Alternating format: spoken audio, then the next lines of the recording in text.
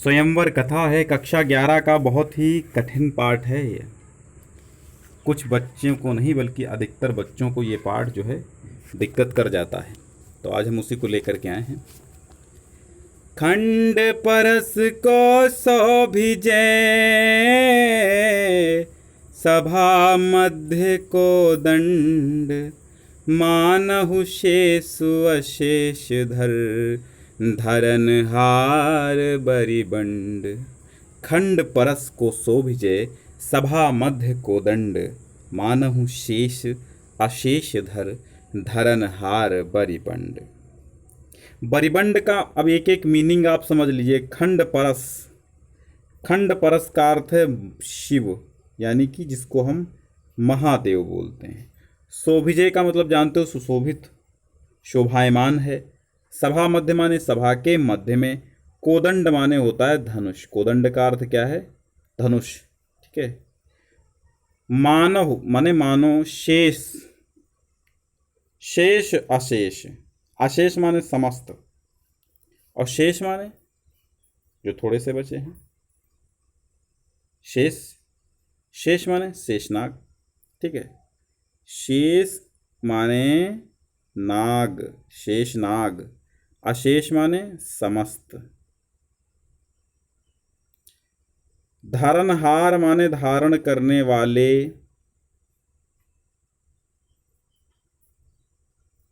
बरिबंड का अर्थ होता है प्रबल या प्रचंड। तो कहने का मतलब है कि स्वयंवर सभा के मध्य में, कहाँ पे? स्वयंवर सभा के मध्य में रखा हुआ जो शिव जी का धनुष है वो ऐसा शोभायमान हो रहा है कि मानो संपूर्ण पृथ्वी को धारण करने वाले प्रबल शेषनाग हूं। यहाँ पे धनुष की तुलना किससे की गई है? शेषनाग से की गई है, ठीक है। विशालता और उसकी कठोरता की ओर संकेत किया गया है। इसमें भाषा ब्रज है, ठीक है। रामचंद्रिका केशवदास की है, वहाँ से ये कथा ली गई है। रामचंद्रिका को, केशवदास की रामचंद्रिका को छंदों का अजायब घर भी कहा जाता है, क्योंकि उसमें अनेक प्रकार के छंदों का विधान है, विभिन्न प्रकार के छंदों का प्रयोग किया गया है। बहुत सारे छंद आपको जितने हिंदी भाषा में लगभग मिलेंगे आपको, जो चलते थे उस काल में। शैली इसकी गेय पद है, प्रबंधात्मक है, ब्रजभाषा का प्रयोग हुआ है। अलंकार इसमें अनुप्रास के साथ साथ वस्तुत्प्रेक्षा और श्लेष भी दिखाई दे रहे हैं। इसमें शांत रस है, क्योंकि शांत रस है इसमें, और कोई दिक्कत ये नहीं है कि शांत रस है मतलब बाकी इसमें दिखाई कुछ नहीं दे रहा, कोई रस और नहीं मिल रहा है, इसलिए शांत रस है। छंद की बात करें तो ये दोहा है, ठीक है। अब इसका अर्थ आप समझ गए कि खंड परस को शोभिजय, अर्थात भगवान शंकर का सुशोभित हो रहा है सभा मध्य को दंड, अर्थात सभा के मध्य में धनुष।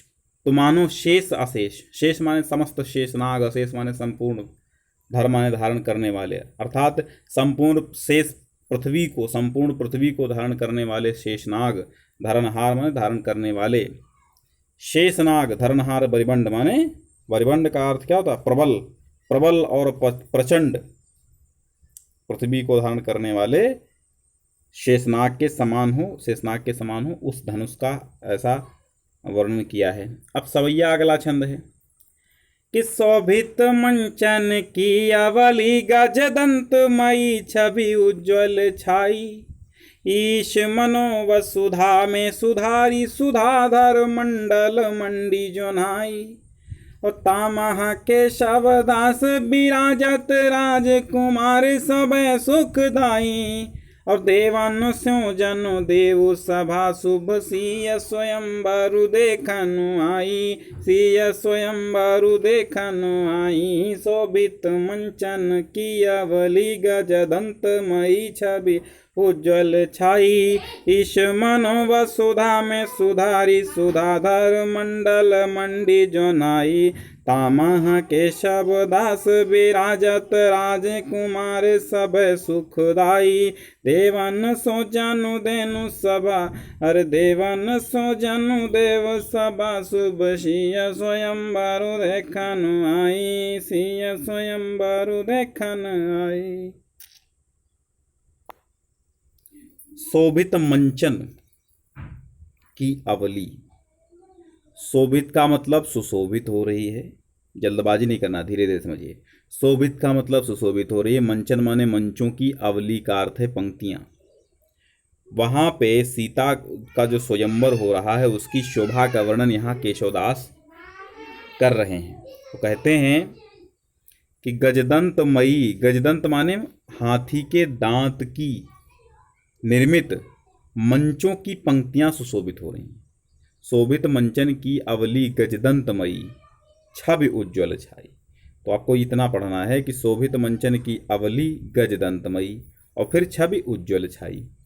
वो कहते हैं कि जो गजदंतमयी अर्थात हाथी दांत की बनी हुई मंचों की पंक्तियां सुशोभित हो रही हैं, उसकी छवि उज्ज्वल, छवि उसकी छाई हुई है, उसकी छटा चारों ओर उज्ज्वल छटा छिटक रही है। तो ईश माने ईश्वर ने, मनो माने मानो, वसुधा माने पृथ्वी पर, सुधार माने सुधार करके, सुधाधर मंडल। ऐसा प्रतीत हो रहा है मानो ईश्वर ने, ब्रह्मा ने वसुधा पर सुधाधर मंडल मंड जोन्हाई। मंड जोन्हाई का मतलब होता है चंद्रमंडल की चांदनी पृथ्वी पर सुशोभित हो रही, माने यानी कि मानो ब्रह्मा के द्वारा सुधार कर रखी गई चंद्रमंडल की चांदनी पृथ्वी पर सुशोभित हो रही है। ईश मनो मानो ईश्वर के द्वारा वसुधा में सुधारी, इस धरती पर सुधार करके सुधाधर मंडल, और सुधाधर का मतलब होता है चंद्रमा, चंद्रमंडल की सुशोभित चंद्रमंडल की सुशोभित चांदनी, मंडी जोन्हाई सुशोभित चांदनी यहाँ पर ब्रह्मा के द्वारा सुधार कर रखी गई हो और वो सुशोभित हो रही, यानी कि ब्रह्मा के द्वारा मानो सुधार करके वो चंद्रमंडल की चांदनी पृथ्वी पर सुशोभित हो रही हो, ऐसा प्रतीत हो रहा। तामह केशवदास विराजत राजकुमार सबय सुखदाई। उसमें केशवदास कहते हैं कि उसमें, तामह माने उसमें, केशवदास जी कहते हैं विराजत माने विराजमान हैं, राजकुमार सबय सुखदाई, उसी में सुंदर राजकुमार, सुखदायक राजकुमार, विभिन्न देशों से आए हुए राजकुमार ऐसे सुशोभित हो रहे हैं कि देवन स्यों जनु देव सभा, शुभ सिए स्वयंवर देखन आए। तो ऐसे सुशोभित हो रहे हैं जैसे देवन स्यों, देवताओं के साथ देव सभा ही सीता के स्वयंवर को देखने के लिए स्वयं आई हो। देवन स्यों जनुदेव सभा, अर्थात देवताओं के स्यों माने साथ, स्यों का अर्थ क्या है, स्यों माने साथ, देवताओं के साथ मानो देव सभा शुभ सीता के स्वयंवर को देखने के लिए प्रकट हुई है। तो इतना समझ में आ गया। चलिए आगे घनक्षेत्र देख लेते हैं, फिर अगले वीडियो में देखेंगे। पावक पवन मणि पन्नग पतंग पित्र जेत ज्योतिवंत जग ज्योतिषीन गाये हैं। असुर प्रसिद्ध सिद्ध तीरथ सहित सिंधु केशव चराचर जे वेदन बताए हैं। अजर अमर अजो अंगियों अनंगी सब बारणी सुनावे ऐसे कौन गुण पाए हैं। सीता के स्वयंवर को रूप अवलोकिबे को भूपन को रूप धरि विश्व रूप आए हैं। भूपन को रूप धरि विश्व रूप आए हैं। सीता के स्वयंवर को रूप अवलोकिबे को भूपन को रूप धरि विश्व रूप आए हैं। पावक माने अग्नि, पवन माने वायु, मणि पन्नग मणिधारी सर्प, पतंग और पतंग माने पक्षी, पित्र माने जितने भी, पित्र कौन होते हैं भाई, पित्र जितने पूर्वज पितृगण, मनुष्यों के जो भी गोलोकवासी पिता होते हैं उनको पितृगण कहते हैं, ठीक है।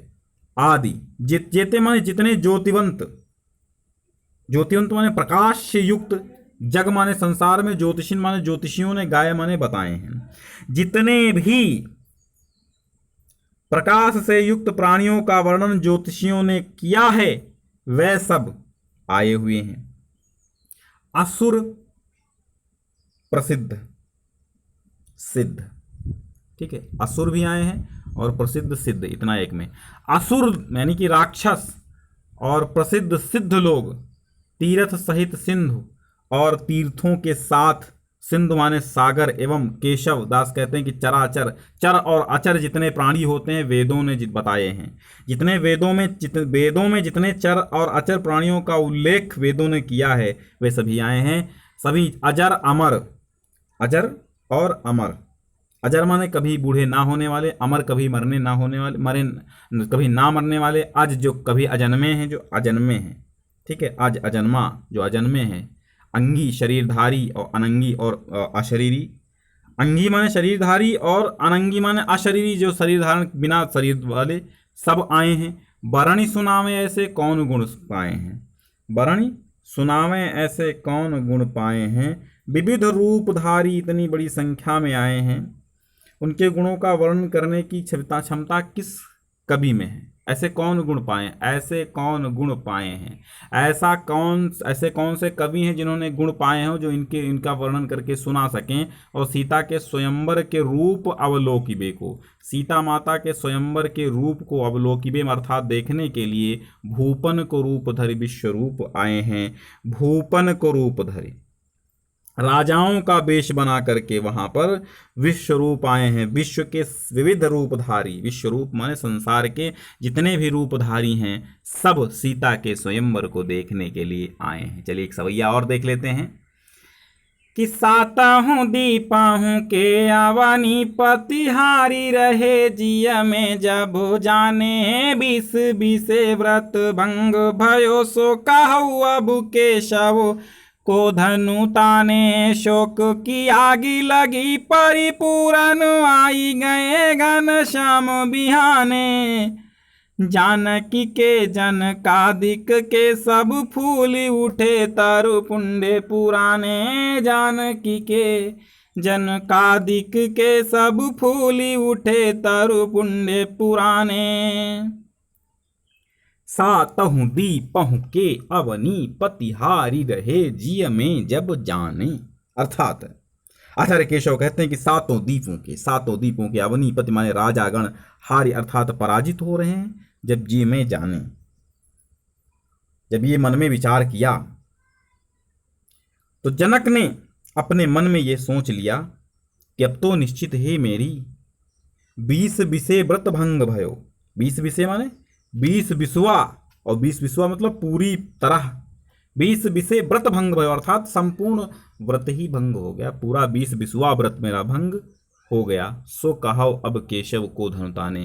तो केशवदास कहते हैं कि वो कहते हैं हे ईश्वर अब बताओ कौन इस धनुष को, अब भला कौन ऐसा होगा जो शिव धनुष को तान सकेगा। शोक की आग लगी परिपूर्ण आई गए घनश्याम बिहाने। कहने का मतलब ये है कि जब जनक निराश हो गए, उनकी प्रतिज्ञा टूट गई, ऐसा उन्होंने सोचा कि सीता माता कुंवारी रह जाएंगी, ये सब सोचकर उनके हृदय में बड़ा शोक की आग प्रज्वलित हो गई। लेकिन उसी समय क्या हुआ कि उस आग को शांत करने के लिए आई गए घनश्याम बिहाने। बिहाने माने विहान, विहान माने प्रातः काल, ठीक है, बिहाने माने ब्याह करने नहीं, बिहाने माने प्रातः काल। तो प्रातः काल विवाह करने, बिहाने के दो अर्थ यहाँ पर निकल रहे हैं, एक तो प्रातः काल, दूसरे विवाह करने के लिए। जब ऐसा समझ गए कि संपरिपूर्ण शोक की अग्नि प्रज्वलित हो गई है राजा जनक के हृदय में, तो यह सब समझ करके घनश्याम प्रातःकाल ब्याहने के लिए आ गए। जानकी के जनकादिक के सब फूल उठे तरुपुण्य पुराने। जानकी अर्थात सीता जानकी जी की तथा राम राजा जनक के आदि सबके फूल उठे तरुपुण्य पुराने। तरुपुण्य माने तरु माने वृक्ष और पुण्य माने पुण्य। जो पुण्य के वृक्ष पुराने जर्जर हो गए थे, सूख गए थे, वो जानकी और जनकादि अर्थात जानकी माता जानकी और राजा जनक के पूर्व जन्मों के जितने भी पुण्य रूपी सभी वृक्ष थे वो फल फूल से युक्त हो गए। अब विश्वामित्र जनक की भेंट, ठीक है, चलिए देखते हैं। आई गए ऋषिराज लीने मुख्य सतानंद विप्र प्रवीणे। देखी दुओ भय पायन लीने आशीष शीरस बासुल दीने। आई गए ऋषिराज लीने मुख्य सतानंद विप्र प्रवीणे। देखी दुओ भय पायन लीने आशीष शीरस बासुल दीने। आई गए ऋषि राजहि लीने। ऋषि कौन थे भाई? ऋषि याज्ञवल्क्य वहां पर थे। कौन ऋषि थे? यहाँ पे ऋषि याज्ञवल्क्य थे। तो अब यहाँ पे वर्णन ये हो रहा है कि जब मुनि विश्वामित्र के आगमन का समाचार सुनकर के जनकपुरी के निवासी ऋषि याज्ञवल्क्य जी एवं राजा जनक अपने 7 कर्मकांड निपुण ब्राह्मणों, जिनमें शतानंद मुख्य थे, उनको सबको साथ लेकर मुनि विश्वामित्र जी की अगवानी के लिए पहुंच गए। ठीक है। तो देख दुओ वहाँ राम लक्ष्मण दोनों भाइयों ने याज्ञवल्क्य और जनक जी के चरण स्पर्श किए और उन्हें सिर से सूंघ कर आशीर्वाद प्रदान कर दिया। शीश सिरस बासु लय दीने। ठीक है, सिरस बासु लय दीने तो मतलब ये है कि आए गए ऋषि राजहि लीने। वहाँ ऋषि कौन थे? ऋषि समझ लीजिए, वहाँ कौन ऋषि थे? राजहि लीने। ऋषि याज्ञवल्क्य जो थे वो राजहि लीने अर्थात राजा जनक को साथ लिए आ गए। मुख्य सतानंद विप्र प्रवीणे, और सतानंद वहाँ के विप्र थे, प्रवीण ब्राह्मण। मुख्य सतानंद जो थे उनको लेकर के उनको लेकर के राजा जनक को लेकर के याज्ञवल्क्य अगवानी करने के लिए आ गए विश्वामित्र की। ठीक है। देख दुओ भय पायन लीने। तो वो दोनों जो राम लक्ष्मण थे उन दोनों ने उनके चरणों को स्पर्श किया तो आशीष शीरस बासु ले दीन है। तो उन्होंने शीर्ष अर्थात शीरस बासु का मतलब ये है कि उनके सिर को सूंघ करके उनको आशीर्वाद दिया। अब समझ गए? आप नहीं समझ पाए? एक बार फिर मैं समझा रहा हूँ कि आए गए ऋषि राजहि ने। यहाँ पे इस ऋषि का मतलब कौन है? याज्ञवल्क्य। और राजा का मतलब कौन है? राजा जनक। सतानंद कौन थे? राजा जनक के विप्र थे, ब्राह्मण थे, प्रवीण थे वहीं के। दो कौन है? राजा राम और लक्ष्मण। आशीष सूंघ करके किसने दिया? आशीष जो है आशीर्वाद जो सूंघ करके जनक ने दिया। ठीक है, जनक ने आशीर्वाद दिया, याज्ञवल्क्य ने भी दिया क्योंकि दोनों के चरणों को स्पर्श किया गया था। तो अब समझ गए? चलिए सवैया देख लीजिए, विश्वामित्र अब कह रहे हैं, क्या कह रहे हैं? केशव ये मिथिलाधीप हैं, अरे केशव ये मिथिलाधीप हैं, जग में जिनकी रति बेली बई है, जग में जिनकी रत बेली बई है, दान कृपान विधानन सो, अरे दान कृपान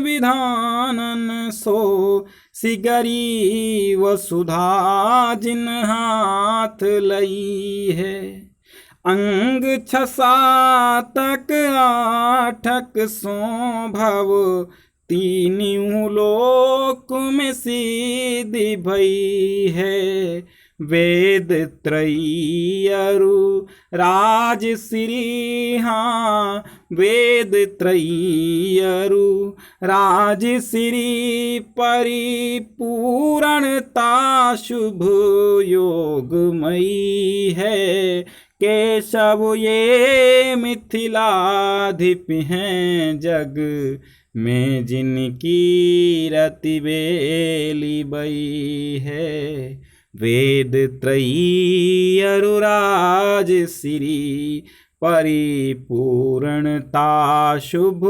योगमयी है। अब विश्वामित्र जो है, विश्वामित्र राम और लक्ष्मण को, विश्वामित्र जो हैं वो राम और लक्ष्मण को क्या कह रहे हैं? राजा जनक के गुणों पर प्रकाश डाला है और उनका परिचय दिया है। राम से कहते हैं कि केशव, हे राम ये मिथिलाधीप हैं, हे राम ये मिथिलाधीप हैं, अर्थात इस मिथिलापुरी के राजा हैं, जग में अर्थात संसार में जिन्होंने कीर्ति की बेल बोई है, इस संसार में जिन्होंने कीर्ति रूपी बेल बोई है, दान कृपाण विधान में समस्त, सिगरी माने समस्त, वसुधा माने पृथ्वी को जिन्होंने हाथ में ले लिया है। अर्थात वो कहते हैं कि दान कृपाण का अर्थ तलवार और अपने राजनीति के प्रभाव से, विधानन अर्थात विधान से, दान से, तलवार से और विधान से संपूर्ण पृथ्वी को अपने वश में कर लिया है। अंग 6-7, अंग 6-7, वेद के छहों अंगों, अंग छह, अंग छह, वेदांग छह होते हैं। कौन कौन से छह वेदांग होते हैं? कौन कौन से छह वेदांग होते हैं? छह वेदांग होते हैं कल्प, व्याकरण, निरुक्त, छंद, ज्योतिष। ठीक है, शिक्षा, कल्प, व्याकरण, निरुक्त, छंद, ज्योतिष, ये छह अंग होते हैं वेदांग। ठीक है, षड वेदांग होते हैं, शिक्षा, कल्प, व्याकरण, निरुक्त, छंद, ज्योतिष। ये देखो, शिक्षा, कल्प, व्याकरण, निरुक्त, छंद, ज्योतिष, ये छह अंग होते हैं किसके? वेदों के। तो अंग छह, सातक। और सातक क्या होता है? सातक राज्य के 7 अंग होते हैं और योग के 8 अंग होते हैं। ठीक है, अष्टांग, आठक सोयो, योग के 8 अंग, यम, नियम, आसन, प्राणायाम, ध्यान, समाधि, योग, ये सब मिलाकर के 8 अंग होते हैं। तो वे 6 वेदांग, राज्य के 7 अंगों और अष्टांग योग, ठीक है, भाव, तीनों लोकों में सिद्धि भई है। इन सबकी सिद्धि प्राप्त करने के कारण इनकी तीनों लोक में सफलता हुई है। वेद त्रयी, वेद त्रयी, और वेद त्रयी मतलब 3 वेदों के ज्ञाता। ये वेदों के ज्ञाता भी हैं, इन्हें वेद त्रयी आती है। और राजश्री, राजश्री माने राज्य लक्ष्मी के स्वामी भी हैं, परिपूर्णता, शुभ योगमयी है। और ये राजश्री राज्य लक्ष्मी के, ये राज्य लक्ष्मी के जो हैं क्या हैं? स्वामी हैं। और इन तीनों के मिलन से अर्थात सरस्वती लक्ष्मी का एक होना कठिन है, क्योंकि जो वेद का ज्ञानी होता है या तो वो योगी होता है या केवल राजा ही, लेकिन इनकी महानता ऐसी है कि दोनों को साथ साथ इन्होंने प्राप्त कर लिया है। क्योंकि जिसके पास लक्ष्मी होगी उसको ज्ञान नहीं होगा, जिसके पास ज्ञान होगा उसके पास लक्ष्मी, ज्ञान होगा तो योगी हो जाएगा। ठीक है, तो ये योगमयी परिपूर्णता, शुभ योगमयी है। इनके पास दोनों परिपूर्णताएं हैं। वेद त्रयी अर्थात सरस्वती भी विराजमान है इनके पास, और राजश्री अर्थात राज्य लक्ष्मी भी विद्यमान है इनके पास। ठीक है, तो इनके पास सब योग है, शुभ योग है। अब सोरठा है, सोरठा लक्ष्मण, ये जनक कहते हैं, जिन अपनो तन स्वर्ण मेलि तपो में अग्निमय, जिन अपनो तन स्वर्ण मेलि तपो में अग्निमय, कीन्हो उत्तम वर्ण तेई विश्वामित्र। इसको मैं दोहा बना के कहता हूँ, मेलि तपो में अग्निमय, जिन अपनो तन स्वर्ण तेई विश्वामित्र, कीन्हो उत्तम वर्ण, जिन अपनो तन स्वर्ण मेलि तपो में अग्नि। अब मेलि तपो में, तपो रूपी, तप रूपी अग्नि में मिला करके जिन्होंने अपने तन को, अपने शरीर को स्वर्ण बना दिया, तेई विश्वामित्र, ये वही विश्वामित्र हैं जिन्होंने अपना वर्ण उत्तम कर लिया है, अपना रंग उत्तम कर लिया है। कठोर तपस्या के बल पर इन्होंने अपने इस तन को उत्तम कर लिया है। समझ में आ गया? कहने का मतलब ये है कि सोने को अग्नि में तपा करके उसकी शुद्धता को बढ़ाया जाता है, जिससे क्या होता है, उसके रंग में चमक आ जाती है। और वैसे ही विश्वामित्र ने कठोर तपस्या करके अपने इस विद्वता को बढ़ाया है, अपने ब्राह्मणत्व को प्राप्त किया है, और ये अपने तप के बल पर क्षत्रिय से ब्राह्मण बन गए हैं। जन राजवंत जग योगवंत, जिनको उदोत कहीं भांति होत, जिनको उदोत के ही भांति होत, जन जाजवंत जन राजवंत जग योगवंत, जिनको उदोत के ही भांति होत। मोहन चंद है, मजा आ गया। तो जन राजवंत जग योगवंत, लक्ष्मण जी सोचने लगे अब कि जो लोग संसार में राजसत्ता से संपन्न होते, जन राजवंत, यानी कि जो जन राजवंत होते हैं, यानी कि राजा होते हैं। जग योगवंत, तो जग माने संसार में योगवंत कैसे हो सकते हैं?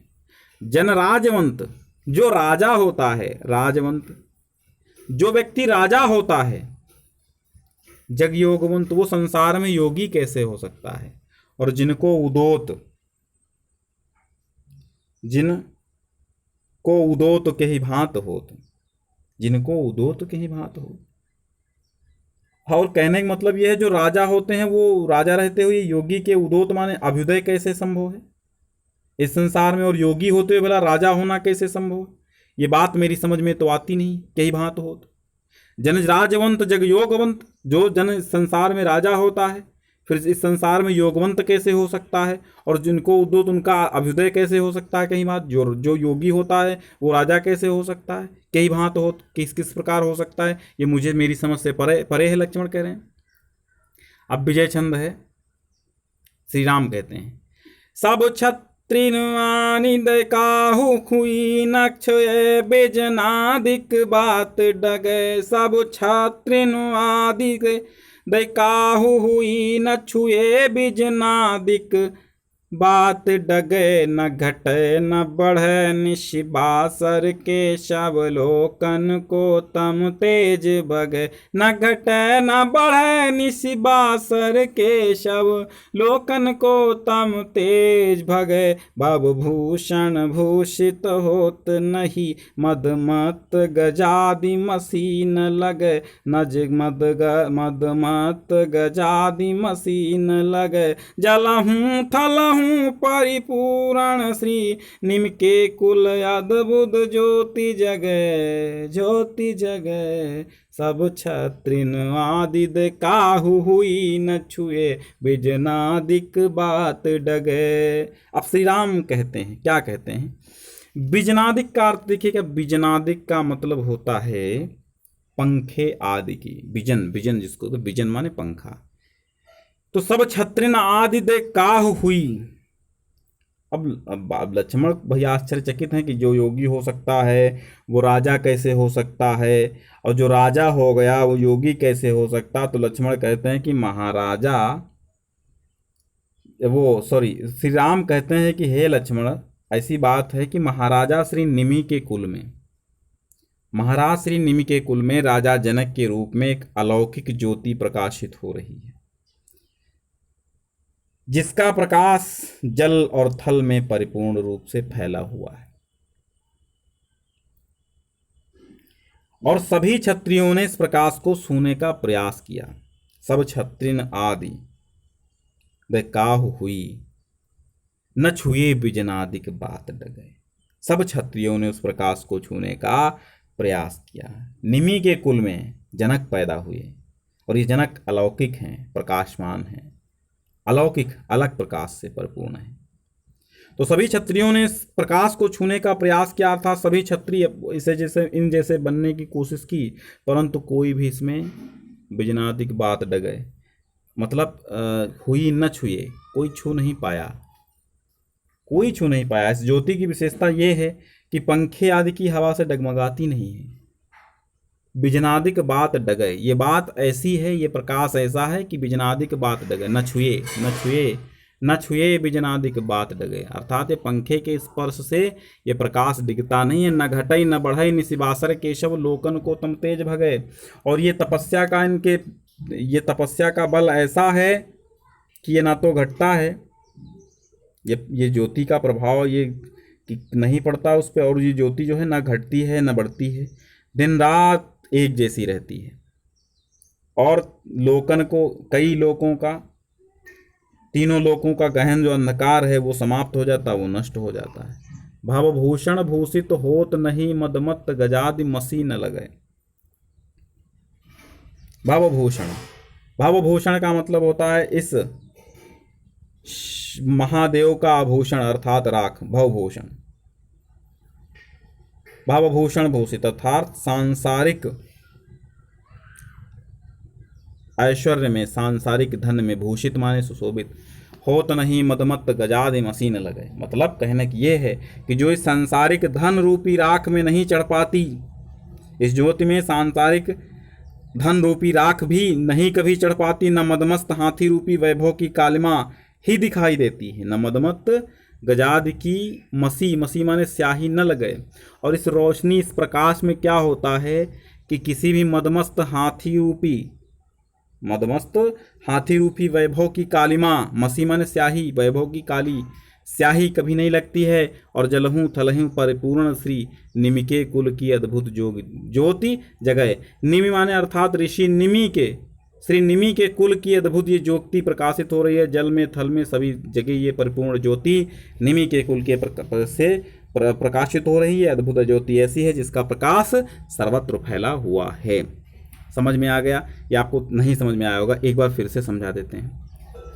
राम लक्ष्मण को समझाते हुए कहते हैं कि श्री निमि के कुल में ये ऐसा प्रकाश, ये ऐसा प्रकाश पुंज उत्पन्न हुआ है कि सब क्षत्रिय आदि दिकाहु, सभी क्षत्रियों ने इसको छूने का प्रयत्न किया। न छुए बिजनादिक बाटक, लेकिन वो छू नहीं पाए, और न छुए बिजनादिक, लेकिन ये ऐसा प्रकाश नहीं है जो पंखे से स्पर्श करने से वो हिल जाए डुल जाए। ये प्रकाश ना तो घटता है, ये ज्योति ना तो घटती है ना बढ़ती है, ये दिन रात एक समान रहती है। और हे केशव लोकन का तम तेज, तीनों लोकों का इससे अंधकार का तेज समाप्त हो जाता है। भवभूषण भूषित होत नहीं मदमत गजादि मसीन लगे। यह प्रकाश की ज्योति ऐसी है कि भवभूषण भूषित अर्थात इस संसार की वैभव धन रूपी आभूषण की चमक कभी इस प्रकाश को मंद नहीं कर सकती। और मदमस्त हाथी रूपी जो ये धन ऐश्वर्य होता है, इस धन ऐश्वर्य रूपी कालिमा भी कभी इस ज्योति को कम नहीं कर सकती। जो ये प्रकाश,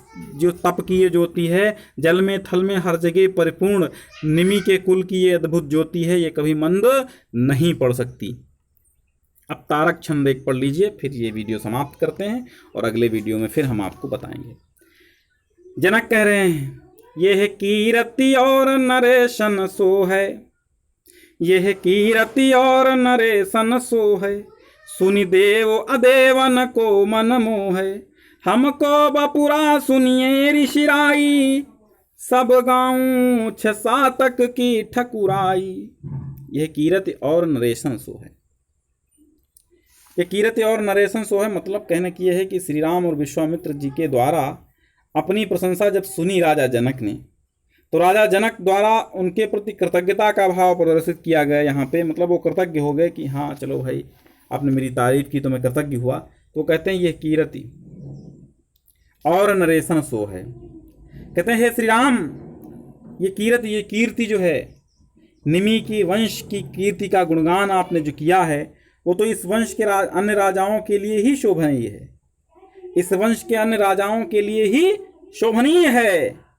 अन्य नरेशन सो है, यह कीरति और नरेशन सो है। जो कीर्ति आपके निमि के कुल की इसका बखान किया है, ये तो और ही राजाओं को सुशोभित होगी। सुन देव अदेवन को मनमोह है। और ये क्या है? देव अदेवन, अदेवन माने असुरों, वो तो इस वंश के अन्य राजाओं को मिलेगी। विश्वामित्र जैसे क्षत्रिय नरेश और ब्रह्मर्षि ही इस यशोगान के सच्चे अधिकारी हैं, हम नहीं हैं। मतलब जनक अपनी छोटाई कर रहे हैं और विश्वामित्र वगैरह की बड़ाई कर रहे हैं। वो कहते हैं विश्वामित्र जैसे क्षत्रिय नरेश और ब्रह्मर्षि श्री याज्ञवल्क्य जैसे ही इस यशोगान के सच्चे अधिकारी हैं, और आपके द्वारा वर्णित हमारे वंश की इस कीर्ति को सुनकर जो है देवताओं और असुरों का मन भी मुक्त हो जाता है। अदेवन को, देव अदेवन को मनमोह सुनी। और इस ऐसी तारीफ को, इस ऐसी कीर्ति को सुनकर के देवताओं और असुरों का भी मन मोहित हो जाता है। हमको बपुरा सुनिए ऋषिराई। अब बपुरा का मतलब होता है दीनहीन, दीनहीन, बपुरा दीनहीन दुखी। हमको बपुरा सुनिए ऋषिराई, हे ऋषि मुझ दीनहीन को सुनिए। एक मैं छोटा सा राजा हूँ, मुझ दीनहीन को सुनिए। बस सब गाँव 6 की ठकुराई, मेरी तो बस 6-7 गाँव की ही ठकुराई है। मेरा राज्य बहुत छोटा सा है, मैं 6-7 गाँव का ही राजा हूँ। ये तो आपकी बहुत ही महानता है कि आप मेरी इतनी लंबी प्रशंसा कर रहे हैं, बाकी मुझ में कुछ है नहीं, मैं बहुत छोटा सा व्यक्ति हूँ, कोई बहुत बड़ा व्यक्ति नहीं हूँ। ये कीर्ति तो और ही राजाओं को सुशोभित होती है, जो आपने मेरा वर्णन किया, ये तो और ही राजाओं को सुशोभित होगी मेरे वंश के, लेकिन मुझ में सुशोभित नहीं है। ये कीर्ति सुनकर के असुरों और देवताओं सबका मन मोह जाता है। लेकिन हमको बपुरा सुनिए, लेकिन हम दीनहीन को सुनिए हे ऋषिराई। मैं तो बस 6-7 गांव का ही मालिक हूँ, मुझे कुछ ज़्यादा मेरी ये कीर्ति नहीं है। तो चलिए कैसा लगा अवश्य बताइएगा। अगले पार्ट में हम विजय छंद लेकर के आएंगे, उसके आगे की सुनाएंगे।